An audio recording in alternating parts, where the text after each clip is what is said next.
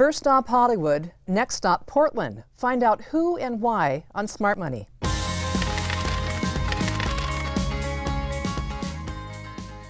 Welcome to Smart Money. I'm Pat Boyle along with our co-host Julia Anderson, and we're joined today by Randy Spelling. Randy, thanks for being here. Thanks for having me. You were Hollywood born and bred, and now you're a life coach in Portland.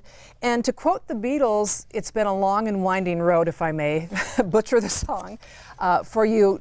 What was the most challenging thing about being the son of a Hollywood heavyweight? Yeah, one of the most challenging things was people's projections. I didn't realize this growing up until I became an actor at around 15, 16. And then when I went out for auditions, I would have casting directors give me feedback, and they would say, "Wow, you're not bad. We're surprised because we thought, truthfully speaking, we thought you were the son of Aaron Spelling and you wouldn't be good." And that's when I first started becoming more self-conscious of the fact that, there's a downside to having a famous father.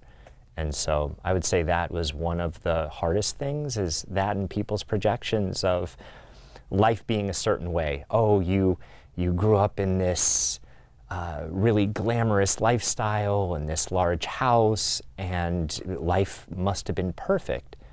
And we're human, right? We're all human, and we all go through struggles. So I think that was hard, struggling, just growing up, being a teenager. Those are awkward years, and then feeling like, well, is that really okay? Because it should be all perfect. Were there instances where it opened doors for you, or did it make it harder or easier to succeed? Absolutely. It definitely opened doors. I mean, because my father was a television producer, right? I had the chance to do a couple of his television shows. So in a way, it was helpful. And then, I just spoke about how it was hurtful because I always felt like I had to prove myself more. I had to be the one on set that was always on time, always early, always prepared, because if I wasn't prepared, then I knew that would give someone ammunition to say, well, here's the son of, and he's not pulling his weight. So I always felt that pressure to have to be as good as or better than, so no one could say anything about my professionalism. So you grew into your 20s, and you did a lot on your own. You've done TV and movies. You've started a record label. You did a lot of different things. Which of those were you the most excited about when you were involved in doing all that? I was excited about each one when I was doing it. Yeah. Right? Okay, that was a dumb question. No, but it's a fair question. So I really thrived on connection. I didn't realize this when I was younger, but I never wanted to be an actor. I never wanted to be in the spotlight. People asked if I was going to do that, and I said no. But I remember when I was around 14, 15 years old, there was a show on television called Beverly Hills 90210. Right. It was... Old enough, we know that. It was a phenomenon. I mean, it was just huge, wildly popular. And we were in the Caesars Palace Forum Shops in Las Vegas. There were crowds of people gathering around my sister and my father. And I watched people that would otherwise just pass each other and not say a word now have this moment where they're getting excited and they're hugging and so moved by this experience. And I watched that and I thought, that's really powerful. I want to do that. So that's what got me to say yes to acting. And then after a while, I wanted to do music because I was dabbling in music, and I thought, what a great medium to be able to put out positive messages. So I was doing various kinds of music, and I wanted to do music with a message. So for me, it was, how can I impact people through music? And then when I went into life coaching, which seemed like a wide sidestep, that was the impetus, is how could I connect with people and make an impact? And it was just a different medium, but the same result. So that was always there. That was always there. Yep. Was there a moment when you decided to leave Hollywood? What made you leave, and how'd you wind up picking Portland? Did you throw a dart at the map and get Portland, or what? Yeah, it wasn't, there wasn't this resolution of, I'm done, I'm leaving, I'm so sick of this place. My now wife, she said, well, how long do you want to live here? Why are you here? Have you ever thought about leaving? And it just got me thinking, great questions to ask, to say, I don't know. What is my identity? Who am I without this place? And so I started looking for places to go just to find myself more. And Portland popped up in a magazine. I was in a doctor's office one day. I read it. I saw a picture of the Willamette. The sun was setting. The sun was actually out. And I thought, wow, what a beautiful place. And I don't know if you've ever had this before, but something inside of me turned on. It just got really excited. And I paid attention to that. So I went to the bookstore. I bought 3-4 books on Portland, and I read them cover to cover in 2 nights. And I said, let's go check it out. And I came, and I moved 3 months later. And how long has that been? You've been here a while. 2010, so it's been 12 years. Wow. Yeah. Wow. So, okay, what is a life coach? My personal experience is I've had a few ups and downs in my life, and I've gone to counseling, which has been great. But life coaching is different, isn't it? Life coaching is different. So the major distinction between therapy, counseling, and life coaching is that a lot of therapy goes back into childhood, right? Psychodynamic therapy is all about looking into that, rediscovering that, sort of going through those experiences again to heal. Life coaching, at least how it was founded, was based on executive coaching, was based on performance, how to feel better, how to function more optimally. And so it's looking at where you want to go, where you are now, and partnering with a coach to bridge that gap. So, that is sort of the definition of coaching. It's really looking at where you want to go and helping you get there. However, I think we are human beings, and it's almost impossible to not talk about things that you've gone through and talk about your past, because that's part of your life. Right. So what kinds of qualifications do you have to have for being a life coach? To be honest, none. Really? Yes. Cool. So, I could be life coaches. yeah. Well, I'm a life coach already for my kids, but they don't listen to me. Yeah, so unfortunately and fortunately, depending on how you look at it, the coaching world is not really regulated. Back when I became a life coach, I went through a program and I got certified through the International Coaching Federation, and that was seemingly more important back then. And then the industry exploded, and people started to niche down. Instead of just, hey, I'm a life coach, what do you need? I can do that.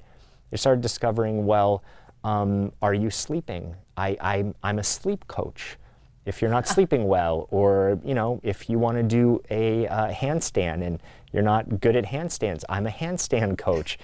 And so everyone started calling themselves coaches for specific things, and it hasn't been regulated because it's grown so fast. I think there's an upside and a downside to that. I think the downside is, it's not regulated, so there's no one watching over. I've heard people have mixed experiences. Usually anyone who works with someone has some sort of breakthrough or good experience. However, because it's not regulated, people might just be new as coaches, and so someone doesn't get the effectiveness in the same way as working with someone potentially more seasoned or someone who's been around for a while. What practical skills do you have that come to play as you are a life coach for somebody? I mean, street smarts, been there, done that, so you can draw a picture for people, or what do you bring to the table? Yeah, when I started, I didn't have all that much, so I was scared to death working with clients because I thought, oh my gosh, I'm young, I'm 28, are people going to take me seriously? So there's experience. I've been doing this for 15 years. Yeah, I would say now, being a parent, working my way through relationship to money, relationships in terms of communication. I have been there, done that.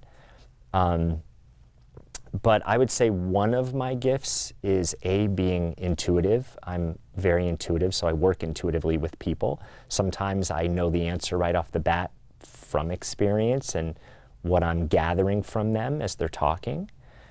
But the other is also sometimes I don't know, and if they're asking me a question, I will take a moment and pause and just close my eyes and I'll get a message, and oftentimes that will lead to the right direction. So I would say intuition, and also my acting background really helps me because I'm able to act out for them a pattern that might be going on in them. And it's so hard to self-identify and to see oneself. So if you can see it outside of yourself, and now you have a visual reference point of what it looks like, and you go, oh, I do that. Yes. So acting that out so people can get a visual reference point and then go, oh my gosh, that's so silly. Yeah. And the next time they may not do that because they have that image in their minds. So of your clients, I can imagine a lot of different topics they might come to you to talk about. One of them you mentioned already, money, or relationship to money. The work-life balance, I think that's a bigger issue for people than it used to be, because a lot of people spent 2 years working at home. So now it's like, well, okay, what do we do now? So of all those topics, which ones are you seeing the most often? Yeah, these days, a lot of Everything. overwhelm, a lot Work-life stuff? of, there's always work-life balance. I think that comes up for everyone, is when people come to me, a lot of times they're feeling stuck in a certain area. It doesn't mean that things are so bad or terrible.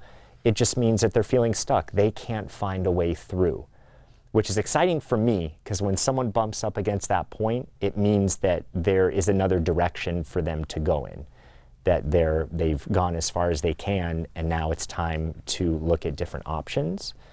But I would say being able to be present in life, right? Defining if people are searching for success, right? Defining what that actually is for them. Instead of just chasing a number or a position, what does it mean? What does it feel like? What does your life and lifestyle look like if you have that? So really getting clear on what that is, and truthfully finding a way to love their lives. I think we're all searching for, how can I squeeze the juice out of the life I have as much as possible? Well, I liked your little newsletter message today, because I'm now on your email list. Okay, all right. And I know you've got a newsletter email, and so the one today was just be nice. Be nice to people as you're walking in and out of a door. Be nice to people that are filling your car with gas, and just try and make a tiny bit of goodness appear in somebody's day. I think that's a great way to start. Thank you. The idea was Yeah. that this word influencer. You hear it on Oh, social yes, media. that's what you use, right? right. Influencer. And you think of influencer as someone who has, I don't know, hundreds of thousands of followers, but we're all influencers in our own right. The people that you talk to, the people that you interact with, even on a daily basis. So I really want to empower people that even, within your family, within your friend group, within your community, you are influencing whether you realize it or not. So let's become aware of the fact that we're influencing, and just a simple smile, just a simple hello, just a, wow, that's a beautiful green that you're wearing. That color really cheers me up. Thank you for wearing that. Yeah, thank you. Right? Something as simple as that could actually change the trajectory of your day, and the ripple effect that causes can go on and on. Goodness, going on and on. Yeah. My dad had a saying that he taught all of us 6 kids: all days are good, some are better, which I think is a great rule to live by. Do you have a mantra at all? Oh gosh, you're going to challenge me here. I just wonder, I mean, after that one, all days are good, some are better. That's a, yeah, let me think about that. That is a good one. I don't know. I have to think about that. There's no quick mantra that I say to myself because every day I try and think of something that's fitting for that day. I guess mine is show up as fully as possible. That's something that seems to recur to me. And I love the be kind thing. I mean, that's so basic, so easy, yet sometimes so hard to do. But if everybody was kind. I want to make sure we know how to get a hold of Randy if we wanted to follow up. So you've got a website, you have a newsletter. What else do you have that's part of your life coaching thing? So I do have a website. It's randyspelling.com. And I have social media. I'm very active on Instagram, which is at Randy Spelling. And yeah, I have newsletters. I have programs. I have memberships. I work with people individually. So all sorts of, yeah. Okay. Yeah. It's been wonderful talking to you. Thank you so much for coming by. Randy Spelling, randyspelling.com, Hollywood, and now Portland Life Coach. Yes. Thanks for having me. You bet. Good job. Thank you. For more information, go to my website at 60andsingle.com.